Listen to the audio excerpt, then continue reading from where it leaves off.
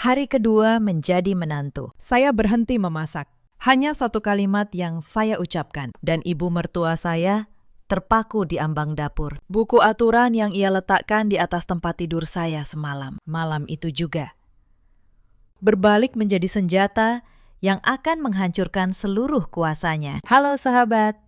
Selamat datang kembali di kanal ini. Kisah malam ini tentang sebuah rumah megah di kawasan Menteng, tentang sebuah buku aturan keluarga, dan tentang seorang perempuan yang memilih diam, bukan karena lemah, tetapi karena ia tahu cara membaca pasal yang orang lain tidak bisa baca. Sebelum kita mulai, tinggalkan jejak di kolom komentar. Dari kota mana Anda menonton malam ini? Nama saya Larasati. Usia saya 31 tahun. Saya bekerja sebagai pengacara properti di sebuah firma hukum di kawasan Sudirman. Sudah 8 tahun saya menekuni satu hal yang sama, yaitu membaca surat, akta, dan sertifikat sampai ke titik dan koma terkecil. Orang membayar saya mahal bukan untuk berdebat dengan suara keras. Mereka membayar saya untuk menemukan satu kalimat yang salah, yang bisa membalikan kepemilikan sebuah bangunan dalam satu sidang. Saya menikah dengan Bayu 6 bulan lalu. Bayu,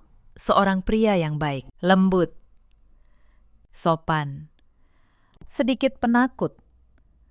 Ia tumbuh di bawah bayang seorang ibu yang sangat kuat, dan ia tidak pernah belajar cara berdiri tegak di hadapan ibunya sendiri. Ibu mertua saya bernama Bu Hartini. Usianya hampir 70 tahun. Ia janda dari seorang pengusaha mebel yang sudah lama meninggal sejak suaminya tiada. Bu Hartini memerintah rumah besar di Menteng itu seperti seorang ratu memerintah istananya. Setiap perabot, setiap figura, setiap aturan, semuanya diletakkan oleh tangannya. Rumah itu memang indah. Lantai marmer, tangga kayu jati, lampu kristal di ruang tengah. Tapi di balik keindahan itu, ada hawa dingin yang tidak pernah saya rasakan di rumah orang tua saya di Bekasi. Di rumah ini, kehangatan bukan hal yang gratis. Ia harus dibeli dengan kepatuhan. Malam pertama saya tinggal di sana. Bu Hartini masuk ke kamar kami. Ia tidak mengetuk pintu. Di tangannya ada sebuah buku tipis bersampul coklat. Ia meletakkannya di atas tempat tidur, tepat di sisi bantal saya. Bu Hartini berkata dingin, "Menantu di rumah ini harus tahu posisinya." Saya menatap buku itu. Samponya ditulis tangan dengan tinta hitam. Aturan Keluarga Wijaya. Saya membukanya pelan. Halaman pertama berisi satu kalimat yang membuat dada saya terasa berat. Pasal 1. Menantu adalah anggota keluarga dengan kedudukan paling rendah. Saya membalik halaman. Pasal demi pasal tertulis rapi. Setiap hari, menantu wajib memasak untuk seisi rumah. Lalu ia berdiri di samping meja, menunggu sampai para tetua menghabiskan santapan mereka. Hanya setelah piring-piring diangkat, menantu baru diizinkan duduk, memungut apa yang tersisa. Menantu tidak boleh menjawab. Menantu tidak boleh keluar rumah tanpa izin. Saya menutup buku itu. Saya tidak marah. Saya hanya merasa seperti sedang membaca sebuah kontrak. Kontrak yang ditulis oleh orang yang sangat percaya diri pada kuasanya. Orang yang tidak pernah berpikir bahwa suatu hari ada yang akan membacanya kembali. Kata demi kata. Bu Hartini menatap saya, menunggu air mata. Mungkin ia menanti tetesan air mata pertama dari seorang pengantin yang baru masuk ke rumahnya. Tapi ia salah membaca saya. Saya tersenyum. Saya berkata pelan, "Baik, Bu." Larasati mengerti.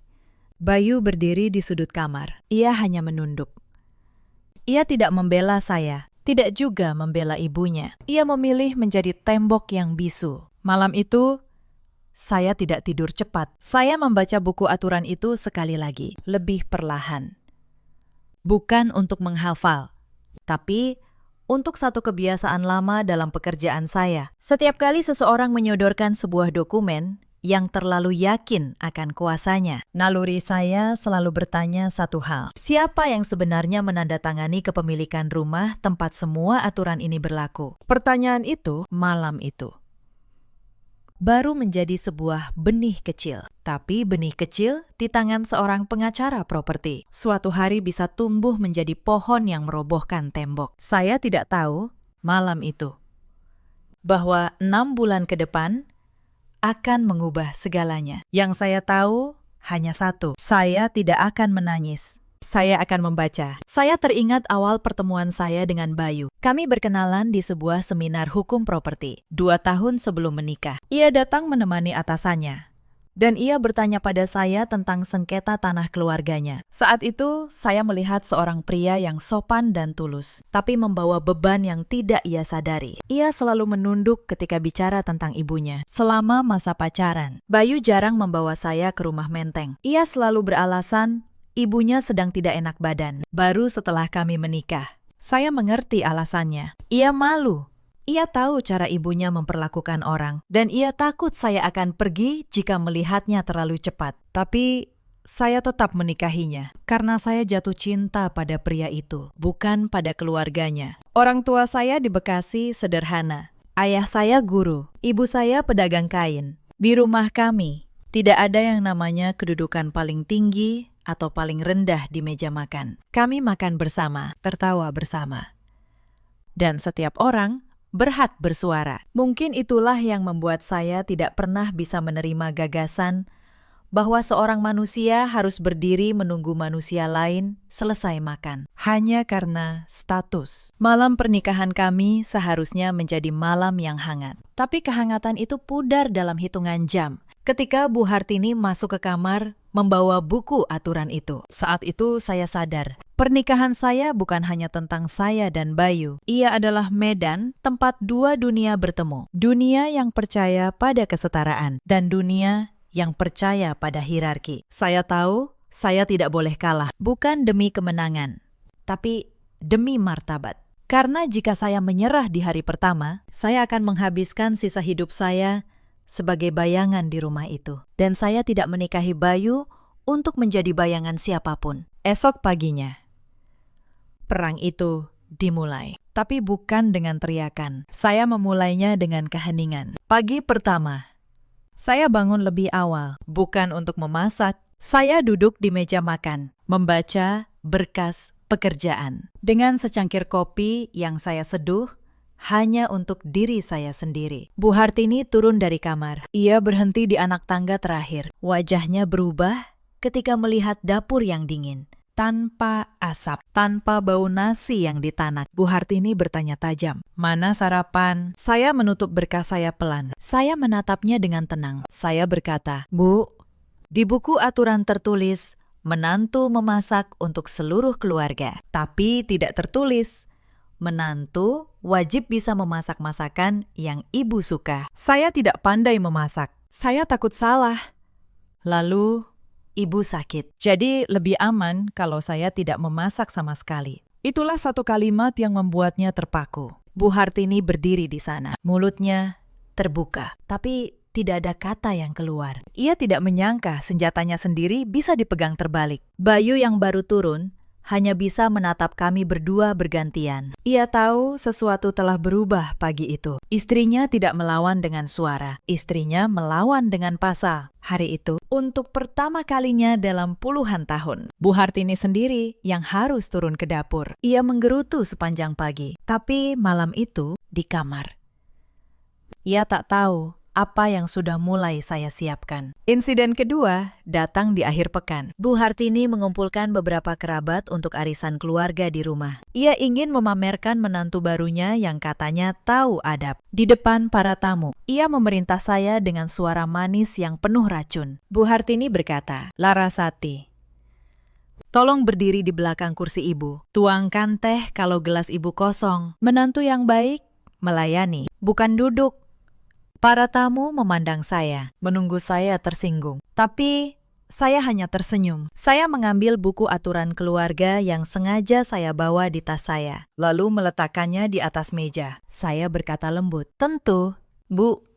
Tapi izinkan saya membaca dulu pasal 7, supaya saya tidak salah melayani." Saya membuka halaman, lalu membaca dengan suara jelas. Pasal 7, menantu melayani tamu keluarga dengan hormat, selama tamu itu juga menghormati menantu sebagai bagian dari keluarga. Saya menutup buku.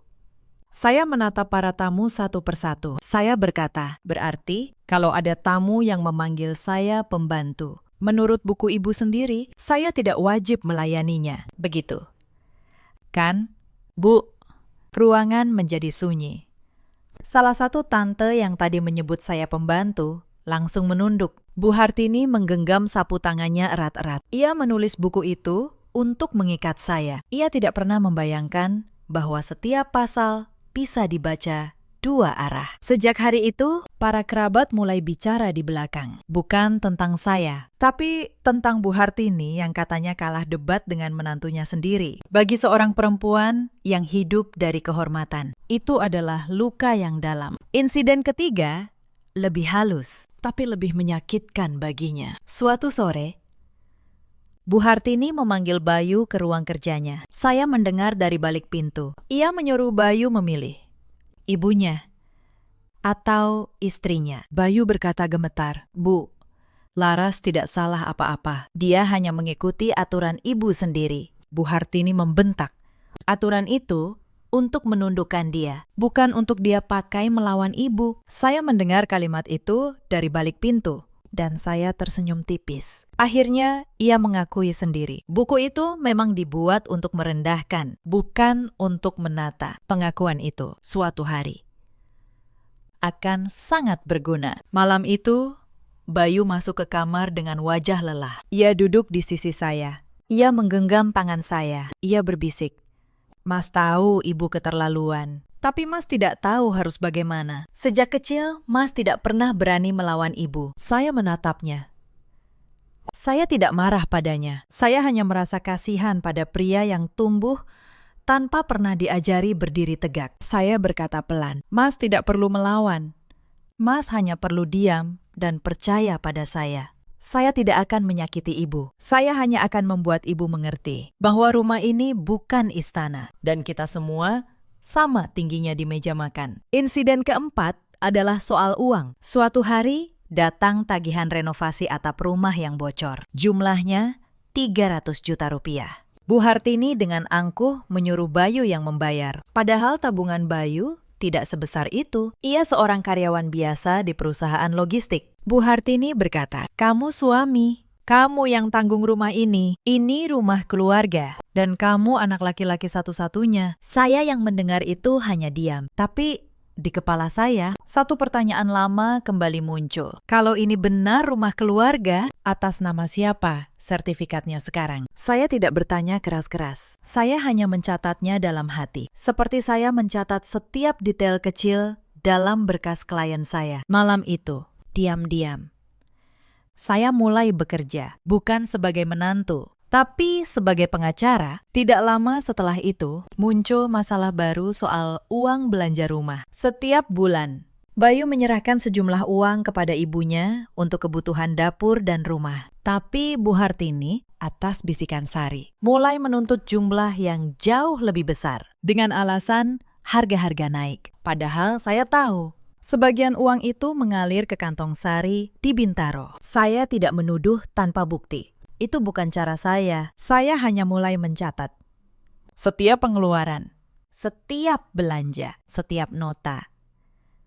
Diam-diam saya menyimpan salinan mutasi rekening yang Bayu pakai untuk mengirim uang. Saya tahu suatu hari catatan kecil ini bisa menjadi cermin yang memperlihatkan kemana uang itu benar-benar pergi. Suatu malam, Bu Hartini menyindir saya di meja makan. Ia berkata bahwa menantu yang baik seharusnya menyumbang lebih banyak untuk rumah, bukan hanya numpang tinggal. Para kerabat yang kebetulan hadir mengangguk setuju, menatap saya seolah saya benalu di rumah itu. Saya meletakkan sendok saya pelan. Saya berkata dengan tenang, Bu, saya tidak keberatan menyumbang. Tapi izinkan saya bertanya satu hal. Uang belanja yang dikirim Mas Bayu setiap bulan, apakah benar semuanya habis untuk dapur rumah ini? Karena dari yang saya lihat, meja kita tidak pernah berubah. Tapi jumlah yang diminta terus naik. Ruangan terdiam. Bu Hartini terlihat gugup. Sari, yang kebetulan ada di sana, buru-buru mengalihkan pembicaraan. Saya tidak melanjutkan. Saya hanya ingin menanam satu benih keraguan di kepala Bu Hartini. Benih bahwa mungkin orang yang selama ini ia bela bukanlah orang yang benar-benar tulus padanya. Insiden kelima mengubah segalanya. Kesehatan Bu Hartini mulai menurun. Penyakit mah kronisnya kambuh lagi. Ia kerap menekan perutnya, menahan nyeri yang datang berulang. Bayu sibuk di kantor sejak subuh hingga larut. Dan di rumah tak ada siapapun yang menjaganya pada siang hari, kecuali saya. Satu petang di pertengahan minggu, saya pulang lebih cepat dari biasanya. Begitu membuka pintu, saya mendapati Bu Hartini berdiri di dapur. Ia mencoba membersihkan sayur dengan tangan yang gemetar. Wajahnya pucat.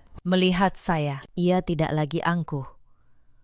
Ia hanya melirik sekilas, lalu kembali menunduk. Saya masuk ke dapur. Saya menuang segelas air hangat. Saya bersandar di pintu, mengamatinya.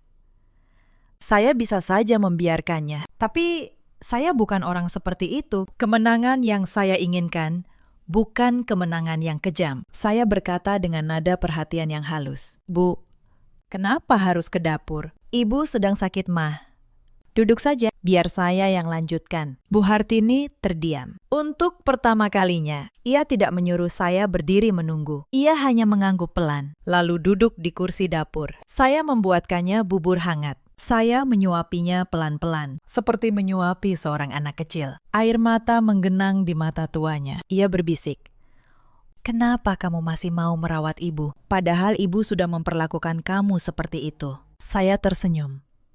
Saya berkata, karena saya bukan musuh ibu, saya hanya tidak mau jadi pelayan. Ada beda besar di antara keduanya. Bu, untuk sesaat saya kira tembok itu mulai runtuh. Tapi saya salah, karena ada orang lain yang tidak ingin tembok itu runtuh sama sekali. Insiden ke-6 memunculkan tokoh yang selama ini bersembunyi.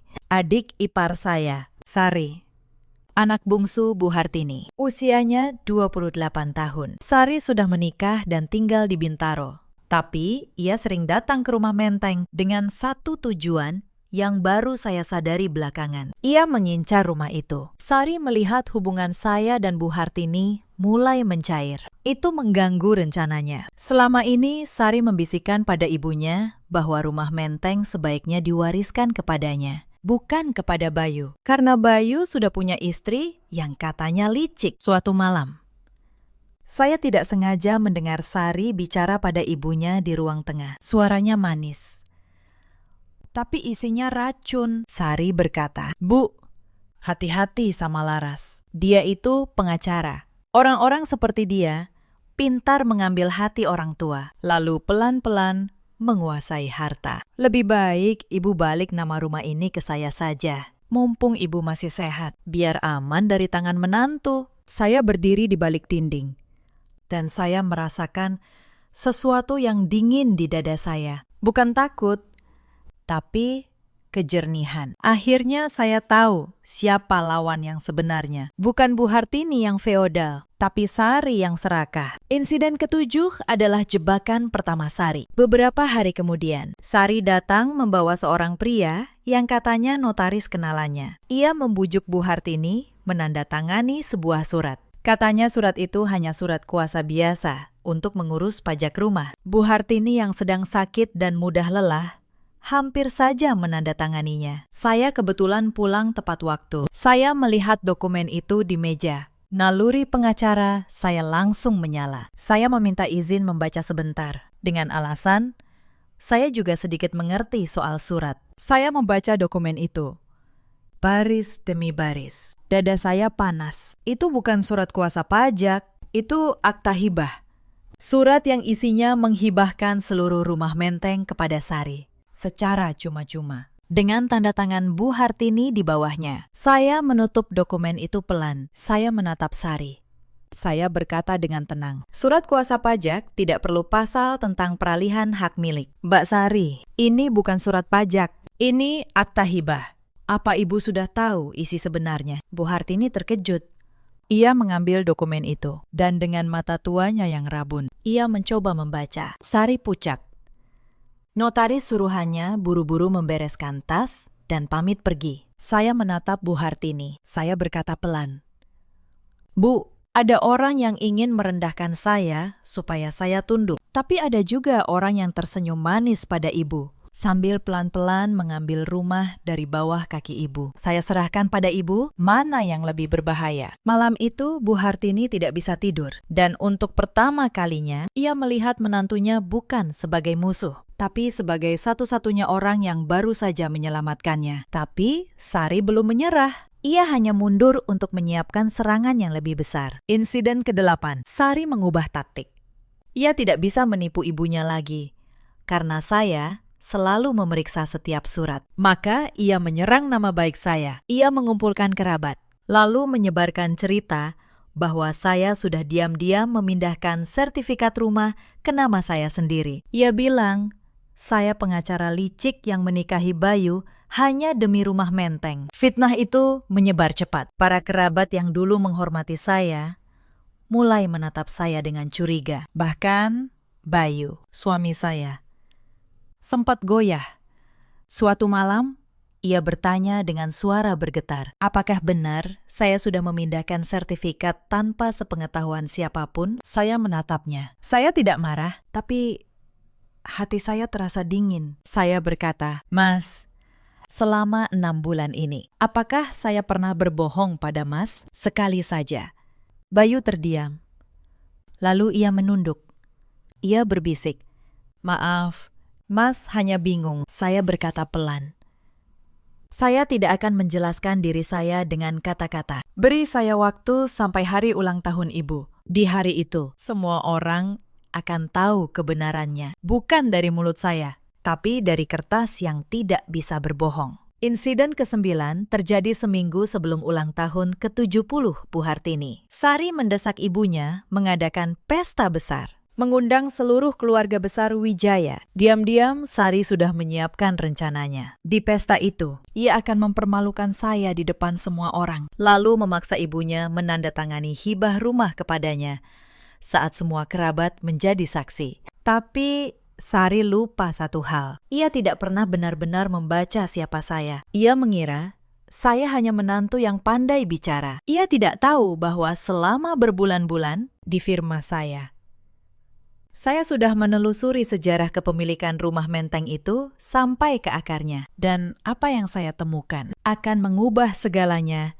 di malam pesta itu. Selama berbulan-bulan itu, di sela pekerjaan saya mengumpulkan dokumen satu persatu. Saya pergi ke kantor pertanahan. Saya membuka arsip lama. Saya menelusuri setiap peralihan hak atas tanah dan bangunan rumah menteng itu. Sejak almarhum suami Bu Hartini masih hidup, yang saya temukan membuat saya terdiam lama di meja kerja. Ternyata almarhum mertua saya, Ayah Bayu, dulu pernah meninggalkan sebuah surat wasiat resmi yang dibuat di hadapan notaris. Jauh sebelum ia meninggal, surat itu tidak pernah dibuka. Bu Hartini sendiri tampaknya lupa atau tidak pernah tahu bahwa surat itu ada. Saya mendapatkan salinannya secara sah melalui jalur hukum. Karena saya kuasa hukum yang mewakili kepentingan keluarga inti. Isi surat itu jelas. Rumah menteng diwariskan kepada anak laki-laki, yaitu Bayu, dengan satu syarat. Selama Bu Hartini masih hidup, ia berhak tinggal dan menguasai rumah itu tanpa boleh diganggu siapapun. Tapi, hak milik sah atas bangunan itu secara hukum jatuh ke tangan Bayu, bukan Sari. Artinya, rencana Sari untuk membalik nama rumah ke dirinya adalah sebuah penipuan terhadap surat wasiat yang sah. Dan saya, sebagai pengacara, memegang setiap kertas yang membuktikannya. Saya tidak memberitahu siapapun, tidak Bayu, tidak Bu Hartini.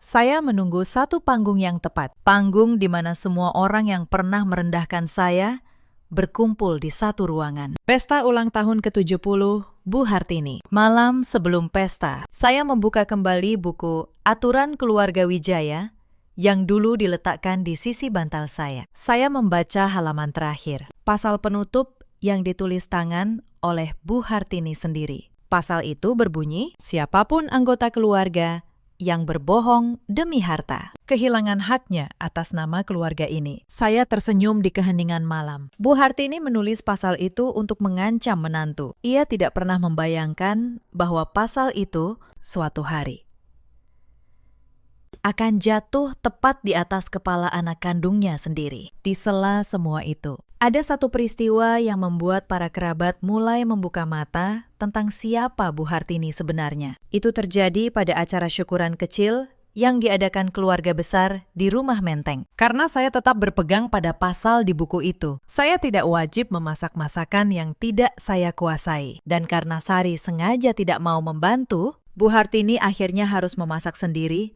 untuk 4 meja tamu. Seorang perempuan berusia hampir 70 tahun dengan mah kronis. Harus berdiri berjam-jam di dapur. Dengan panik, ia meminta Bayu bergegas ke pasar, memborong daging ayam, seafood, dan aneka sayur. Bayu pun berlari tergesa-gesa, bolak-balik tanpa henti. Sari hanya duduk di ruang tamu, sibuk dengan ponselnya, sambil sesekali melempar komentar dari kejauhan. Sari melontarkan komentar dengan nada manis yang justru menusuk. Bu, garamnya dikurangi ya. Om punya tekanan darah tinggi. Potongan ayamnya tolong dirapikan, supaya enak dipandang waktu disajikan. Saya berdiri di ambang dapur, menatap pemandangan itu dengan dada yang berat. Bukan karena puas, justru sebaliknya. Saya melihat seorang perempuan tua yang dulu begitu angkuh, kini menahan sakit di perutnya, sambil memegang pisau dengan tangan gemetar. Asap dan minyak menodai kebaya sutranya. Beberapa kali ia ingin meminta bantuan, tapi gengsi menahannya. Saya mendekat.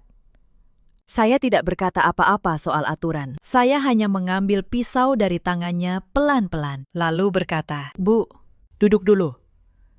Biar saya bantu yang ini. Bukan karena aturan, tapi karena ibu sedang sakit, dan saya tidak tega. Bu Hartini menatap saya, dan untuk sesaat, keangkuhannya retak. Tapi dari ruang tamu, Sari melihat itu sebagai ancaman. Ia tidak ingin saya dan ibunya dekat, maka ia kembali memperkeruh suasana, mengingatkan ibunya tentang pasal makan belakangan, supaya jarak di antara kami tetap terjaga. Hidangan akhirnya siap, tapi terlambat 2 jam. Nasi liwetnya terlalu lembek, beberapa potong ayam tampak gosong, dan sayurnya mendingin di atas meja. Para tamu hanya bisa saling pandang dengan canggung. Seorang paman tertua berbisik kepada yang lain. Hartini sudah renta. Memaksakan aturan lama di segala urusan hanya membuat dirinya sendiri menderita. Malam itu, untuk pertama kalinya, Bu Hartini menyadari sesuatu. Aturan yang ia buat untuk berkuasa justru berbalik menyiksa dirinya sendiri di usia senjanya. Dan satu-satunya orang yang tetap membantunya tanpa diminta adalah menantu yang selama ini ia rendahkan. Tapi kesadaran itu belum cukup kuat untuk meruntuhkan tembok lama, karena selama Sari masih berada di dekatnya,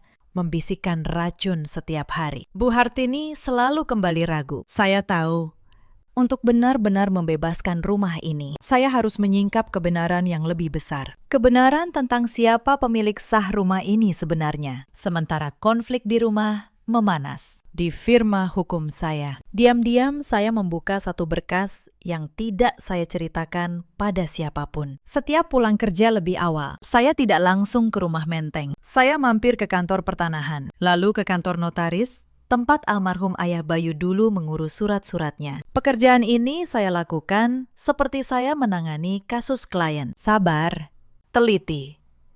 1 lembar demi 1 lembar. Saya menelusuri kapan tanah itu dibeli, atas nama siapa awalnya, dan apakah pernah ada perubahan kepemilikan setelah ayah Bayu meninggal. Saya mencari satu hal yang sering dilupakan keluarga yang hidup dalam keangkuhan. Kebenaran hukum yang tertulis hitam di atas putih. Butuh hampir 2 bulan sampai saya menemukan jejak surat wasiat itu. Surat itu tersimpan dalam arsip lama notaris. Tidak pernah diaktakan ulang. Tidak pernah dibuka oleh keluarga. Ketika saya membaca salinannya untuk pertama kali, tangan saya sempat berhenti di udara. Karena saya tahu, kertas yang saya pegang ini bisa meruntuhkan seluruh rencana Sari dalam 1 kali baca.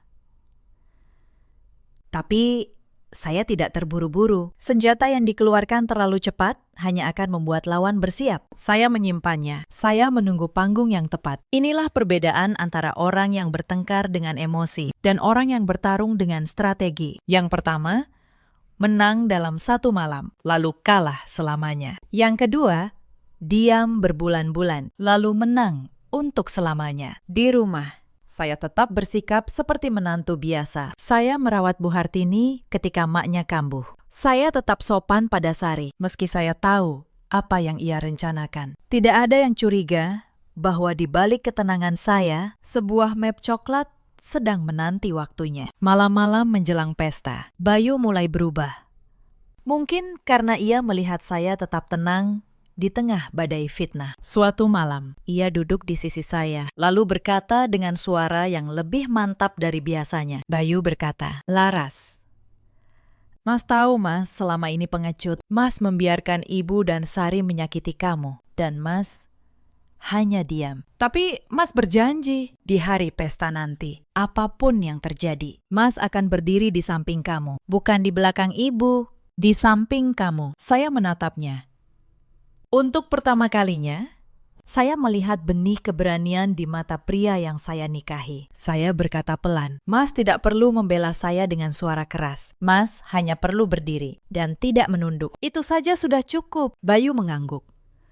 Malam itu, saya tahu tembok terakhir di dalam dirinya mulai retak. Dan ketika seorang suami akhirnya berani berdiri, tidak ada ibu mertua, tidak ada adik ipar yang bisa merobohkan rumah tangga itu lagi. Tapi sebelum malam pesta itu tiba, Sari melancarkan satu pukulan terakhir untuk menyingkirkan saya lebih dulu. 3 hari sebelum pesta, Sari datang ke rumah Menteng dengan wajah berlinang air mata palsu. Ia bersujud di kaki ibunya, mengeluh bahwa rumah tangganya di Bintaro sedang hancur. Suaminya kabur, dan ia tidak punya tempat tinggal. Ia memohon agar diizinkan kembali tinggal di rumah Menteng, di kamar utama.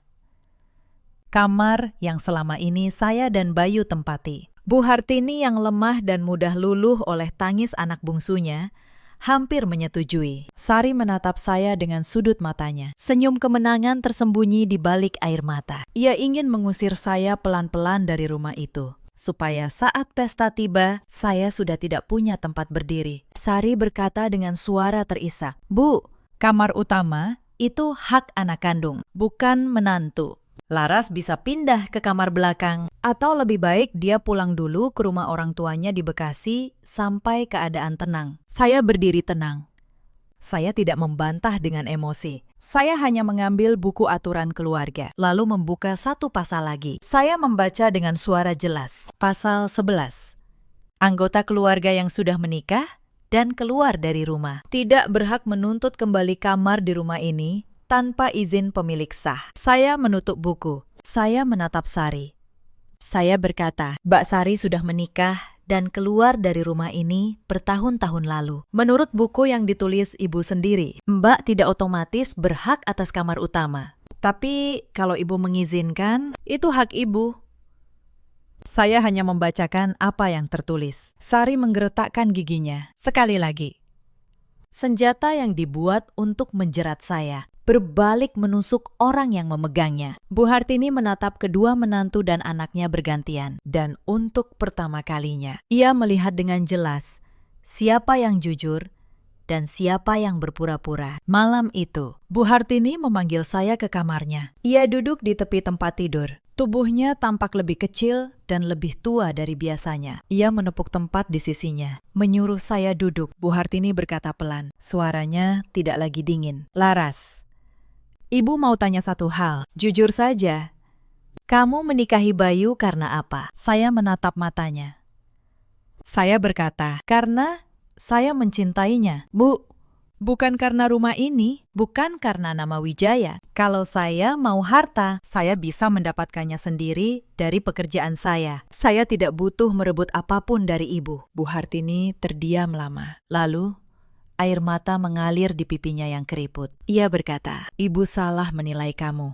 Selama ini ibu kira kamu lawan, padahal kamu satu-satunya yang berdiri di depan saya tanpa topeng." Saya menggenggam tangannya. Saya berkata, "Bu, besok lusa, di hari ulang tahun ibu, akan ada hal yang ibu harus lihat sendiri. Saya minta satu hal, apapun yang terjadi, percayalah pada kertas, bukan pada air mata. Karena air mata bisa berbohong, kertas tidak." Bu Hartini mengangguk pelan, meski ia tidak mengerti apa maksud saya. Tapi untuk pertama kalinya dalam 6 bulan, ia tidur dengan tenang. Karena ia tahu ada seseorang yang menjaga rumahnya, bukan mengincarnya.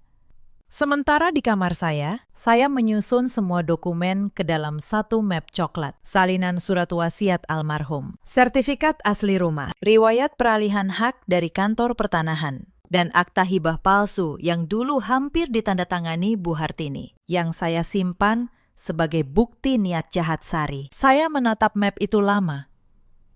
Besok bukan tentang balas dendam. Besok adalah tentang meletakkan kebenaran di atas meja, di depan semua orang yang pernah menatap saya sebelah mata, lalu membiarkan kertas yang berbicara. Hari ulang tahun ke-70, Bu Hartini tiba. Rumah menteng dihias mewah. Karangan bunga berjajar di teras. Meja panjang penuh hidangan. Hampir seluruh keluarga besar Wijaya datang. Paman, bibi, sepupu.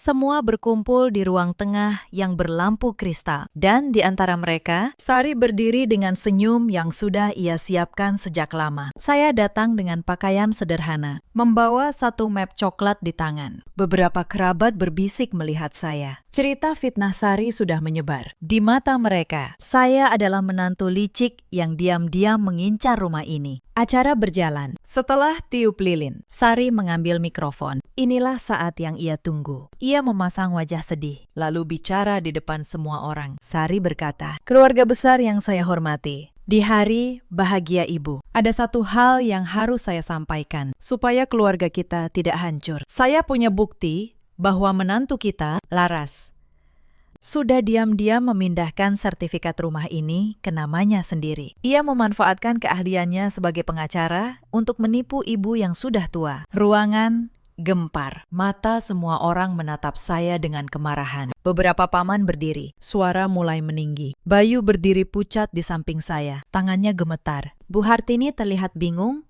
dan terguncang di kursinya. Sari melanjutkan dengan suara lantang. Karena itu, demi menyelamatkan rumah keluarga dari tangan orang luar, saya minta ibu hari ini juga menandatangani surat agar rumah ini dikembalikan ke nama anak kandung, yaitu saya, supaya aman dari menantu yang serakah. Ia mengeluarkan sebuah dokumen dan pena, lalu berjalan menuju ibunya. Semua mata tertuju pada Bu Hartini yang gemetar memegang pena. Saya melangkah maju. "Tenang," saya berkata dengan suara yang tidak tinggi, tapi jelas terdengar ke seluruh ruangan. "Sebelum ibu menandatangani apapun, izinkan saya membacakan beberapa lembar kertas. Setelah itu, silahkan keluarga memutuskan siapa yang serakah." Ruangan terdiam. Saya membuka map coklat saya. Saya mengeluarkan lembar pertama. Saya berkata, "Ini sertifikat asli rumah menteng. Silahkan paman tertua memeriksanya. Nama pemilik yang tertera di sertifikat ini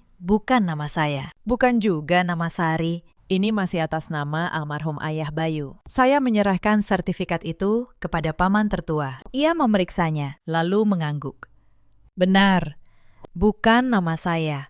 Tuduhan pertama Sari runtuh dalam satu kalimat. Wajahnya mulai berubah. Saya mengeluarkan lembar kedua. Saya berkata, "Ini surat keterangan dari kantor pertanahan. Mencatat seluruh riwayat peralihan hak atas rumah ini. Tidak ada satupun peralihan ke nama saya. Tidak pernah ada. Fitnah bahwa saya memindahkan sertifikat adalah kebohongan yang bisa dibawa ke pengadilan." Beberapa kerabat yang tadi menatap saya dengan benci mulai menunduk. Mereka sudah terlanjur percaya cerita Sari. Lalu saya mengeluarkan lembar ketiga, yang paling penting. Saya berkata, "Dan ini surat wasiat resmi almarhum ayah Bayu, dibuat di hadapan notaris sebelum beliau meninggal. Surat ini tidak pernah dibuka selama bertahun-tahun. Isinya jelas. Rumah ini diwariskan kepada Bayu, anak laki-laki, dengan syarat Bu Hartini berhak tinggal dan menguasai rumah ini seumur hidup, tanpa boleh diganggu siapapun." Ruangan benar-benar sunyi sekarang. Saya menatap Sari, lalu melanjutkan. "Artinya, secara hukum, rumah ini tidak pernah bisa dihibahkan kepada Sari. Siapapun yang memaksa Bu Hartini menandatangani hibah kepada selain ahli waris sah, sedang melakukan penipuan terhadap surat wasiat. Dan itu, Mbak Sari, adalah tindak pidana. Sari menjadi pucat pasi. Tapi saya belum selesai. Saya mengeluarkan lembar terakhir dari map saya. Saya berkata pelan, "Ini akta hibah palsu yang beberapa minggu lalu hampir Ibu tanda tangani. Dokumen yang dibawa Mbak Sari, yang katanya hanya surat kuasa pajak. Padahal isinya menghibahkan seluruh rumah ini kepada Sari secara cuma-cuma. Saya simpan ini sebagai bukti bahwa sejak awal yang berniat merampas rumah ini bukan saya, tapi anak kandung Ibu sendiri." Saya meletakkan semua dokumen di atas meja, di depan seluruh keluarga. Saya berkata, saya tidak pernah memindahkan satu lembar sertifikat pun. Saya hanya menjaga agar rumah ini tetap di tangan yang seharusnya. Saya seorang pengacara. Tugas saya membaca kebenaran di atas kertas. Dan kertas tidak pernah berbohong. Bu Hartini meraih surat wasiat suaminya dengan tangan gemetar. Ia membacanya pelan-pelan, dan air mata mulai mengalir di pipinya. Ia mengenali tanda tangan almarhum suaminya. Ia tahu surat itu asli. Lalu Bu Hartini berdiri. Meski tubuhnya lemah, suaranya tegas untuk pertama kalinya malam itu. Ia menatap Sari. Bu Hartini berkata, "Sari, Ibu menulis sendiri pasal terakhir di buku aturan keluarga ini. Siapapun yang berbohong demi harta, kehilangan haknya atas nama keluarga ini." Ibu tidak pernah menyangka orang pertama yang melanggar pasal itu adalah anak Ibu sendiri. Sari menangis. Kali ini bukan air mata palsu. Ia berlutut, memohon ampun. Tapi para kerabat yang tadi memusuhi saya, kini berbalik menatapnya dengan kecewa. Kebenaran sudah terbuka di atas meja, dan tidak ada air mata yang bisa menutupinya kembali. Salah satu paman yang tadi paling keras menuduh saya berdiri. Ia menatap Sari, lalu berkata dengan suara berat, "Sari, kami semua tadi hampir ikut menghakimi Laras karena ceritamu. Ternyata kamu yang menyebar fitnah, sementara dia yang menjaga rumah ini. Kamu harus malu." Seorang bibi yang dulu memanggil saya pembantu menunduk dalam-dalam. Ia mendekati saya, lalu meminta maaf dengan suara bergetar. Ia berkata bahwa selama ini ia salah menilai saya, dan ia menyesal pernah merendahkan saya di depan banyak orang. Saya hanya mengangguk pelan.